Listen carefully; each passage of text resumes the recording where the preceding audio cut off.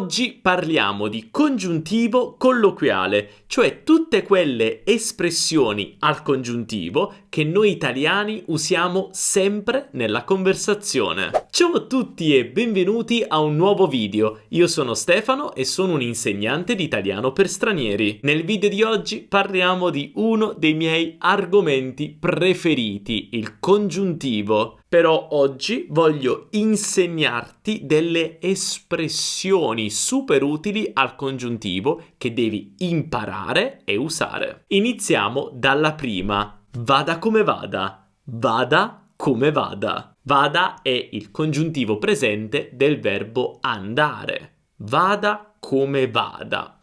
Che significa? Leggiamo questo esempio. Sono molto nervoso per il colloquio di lavoro, ma vada come vada, avrò fatto del mio meglio.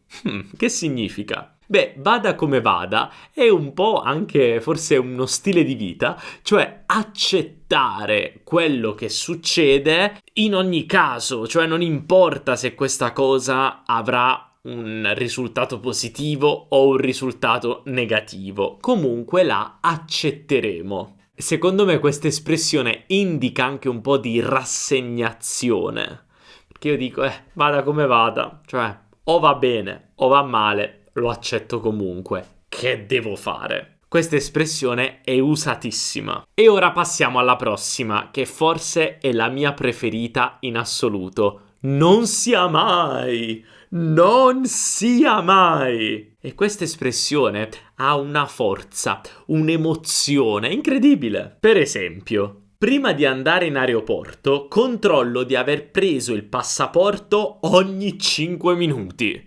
Mamma mia, hai presente quella sensazione quando devi fare un viaggio e non puoi dimenticare il passaporto? Io sono sempre a controllare se ce l'ho perché è la cosa più importante. Non sia mai che lo dimentichi a casa. Non sia mai che lo dimentico a casa. Puoi usare la forma che preferisci, o l'indicativo o il congiuntivo. Quindi, cosa significa non sia mai? Beh, non sia mai è un'espressione molto forte in italiano che usiamo per dire che stiamo quasi pregando che quella cosa non succeda mai, non sia mai, cioè questa cosa non deve succedere mai. È veramente un'espressione usatissima, a me piace tantissimo. E ora passiamo a quest'altra espressione, costi quel che costi. Costi quel che costi. Beh, qui abbiamo il verbo costare all'imperativo e non è molto difficile. Leggiamo un esempio.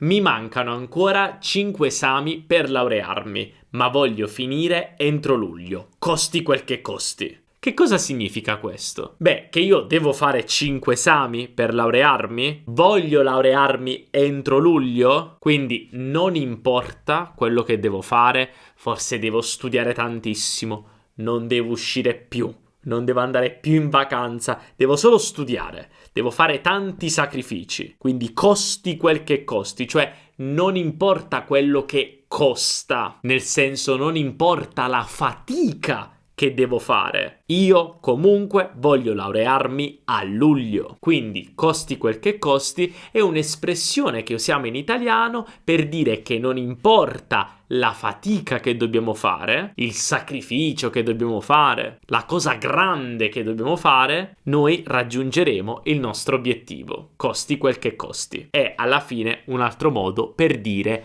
a qualunque costo, a qualunque costo. E ora, prima di andare avanti, volevo dirti che imparare queste espressioni con il congiuntivo è super utile, super divertente, però se vuoi ripassare o studiare da zero il congiuntivo, puoi farlo con questa guida completa sul congiuntivo che abbiamo preparato per te. Nella guida completa troverai la coniugazione dei verbi, troverai l'uso del congiuntivo e anche delle tabelle super utili con anche degli esercizi. Beh, insomma, è una guida completa, è completa. E puoi scaricarla molto velocemente e facilmente scannerizzando il QR code che vedi qui sullo schermo o cliccando sul link qui sotto in descrizione o sul primo commento. Inserisci il tuo nome, la tua email e il tuo livello di italiano e ti invieremo questa fantastica guida.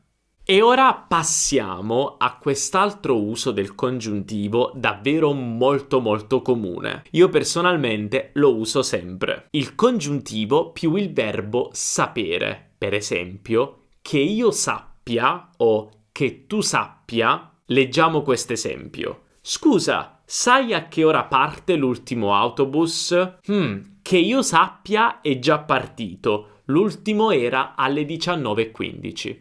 Che significa? È facile, che io sappia è un modo molto italiano per dire da quello che so, dalle informazioni che ho. Quindi io non sono sicuro al 100% di quello che sto dicendo, ma dalle informazioni che io ho, da quello che so, penso che sia così. Tu mi chiedi a che ora parte l'autobus, ma da quello che so, dalle informazioni che io ho, io so che l'autobus è già partito. Quindi, che io sappia, l'autobus è già partito. Però non è sicuro, hai capito? Quindi, che io sappia, o anche posso chiedere, che tu sappia, domani c'è una riunione? Qual è la differenza tra chiederti, sai se domani c'è una riunione e che tu sappia domani c'è una riunione? Qual è la differenza secondo te? La differenza è molto semplice. Se io ti chiedo sai se domani c'è una riunione, io ti sto chiedendo un'informazione. Punto. Se invece ti chiedo che tu sappia domani c'è una riunione,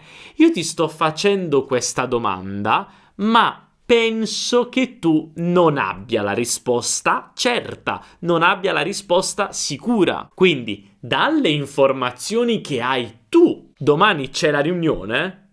Ma non è sicuro al 100% perché stiamo considerando solo le tue informazioni. Quindi, che io sappia, che tu sappia, e quando stiamo dicendo o chiedendo a qualcuno qualcosa di cui però non siamo sicuri al 100%, perché abbiamo solo le nostre informazioni limitate. E già che ci siamo, ti insegno anche un'altra frase più o meno uguale, ma formale, che si usa tantissimo, però in contesti più formali, cioè che mi risulti, che mi risulti. Per esempio, che mi risulti domani non c'è nessuna riunione. Dalle informazioni che ho io, domani non c'è nessuna riunione. Questa frase ha lo stesso significato di che io sappia, però è un pochino più formale. Un pochino. Molto spesso usiamo anche la versione negativa di che mi risulti, cioè non che mi risulti, non che mi risulti. Per esempio, sai se Sofia viene ancora a Milano? E io rispondo, non che mi risulti, non che mi risulti. Cioè, dalle informazioni che ho io, non mi sembra che Sofia verrà a Milano, ma di nuovo sono solo le mie informazioni. Quindi io qui posso dire non che mi risulti o anche che mi risulti no. Poi possiamo giocare con tutte le combinazioni. Però tutte queste forme, che io sappia, che tu sappia, che mi risulti, non che mi risulti, sono incredibilmente usate. E se le usi anche tu nella conversazione, farai una figura fantastica, un figurone, come diciamo in italiano. Io immagino i miei studenti che quando parlano con gli italiani, che io sappia o che mi risulti, non che mi risulti, mamma mia, proprio un italiano vero. Usale, mi raccomando, sono facili. E ora passiamo alla prossima espressione che mi piace tantissimo, che tu lo voglia o no, che tu lo voglia o no. Beh, questo è facile, leggiamo l'esempio.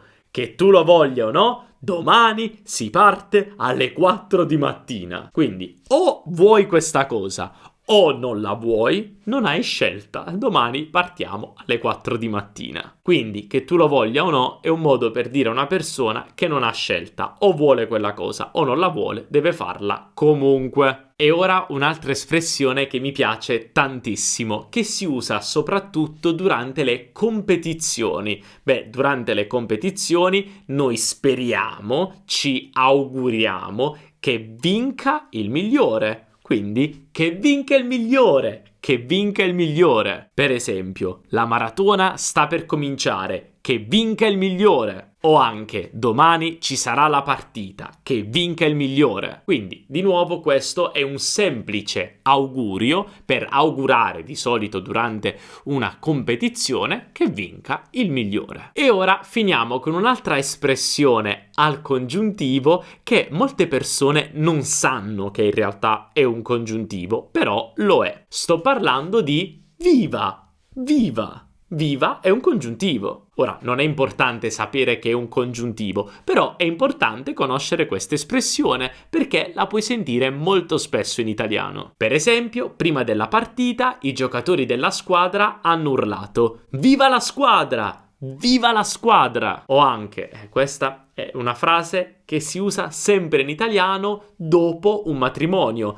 generalmente quando gli sposi escono dalla chiesa o dal comune dove si sono sposati. Viva gli sposi! Viva gli sposi! Quindi viva è semplicemente un'esclamazione che usiamo in italiano per esprimere approvazione, per augurare cose belle, anche per dare forza, no? Viva la squadra! Quindi augurare cose belle alla squadra, viva gli sposi! Fare un buon augurio agli sposi. Abbiamo anche un'espressione molto simile che usiamo in italiano quando raggiungiamo un risultato e siamo felici. Evviva! Evviva! Che è come dire hooray, no? È più o meno la stessa cosa. Evviva! Fantastico! Guarda quante belle espressioni abbiamo visto in italiano. Facciamo un piccolo riassunto. Vada come vada, per esprimere un po' di rassegnazione, perché non importa se il risultato sarà positivo o negativo, vada come vada, comunque va bene. Non sia mai quando preghiamo che una cosa non succederà mai, come dimenticare il passaporto a casa prima di un viaggio in aereo. Costi quel che costi, non importa il sacrificio che devo fare, io raggiungerò questo risultato a qualunque costo. O anche che io sappia da quello che so io, che tu sappia da quello che sai tu, o anche la versione un po' più formale, che mi risulti, quindi da quello che so io, dalle informazioni che ho io, bla bla bla. Che tu lo voglia o no, non importa quello che vuoi, comunque devi fare questa cosa. O lo vuoi o no, che tu lo voglia o no. Che vinca il migliore, per augurare al migliore di vincere durante una competizione. E per finire, viva! Come per esempio viva gli sposi, per augurare agli sposi tante cose belle dopo il loro matrimonio. Fantastico, abbiamo finito con la lezione di oggi, ma aspetta, non dimenticare di scaricare la guida completa sul congiuntivo con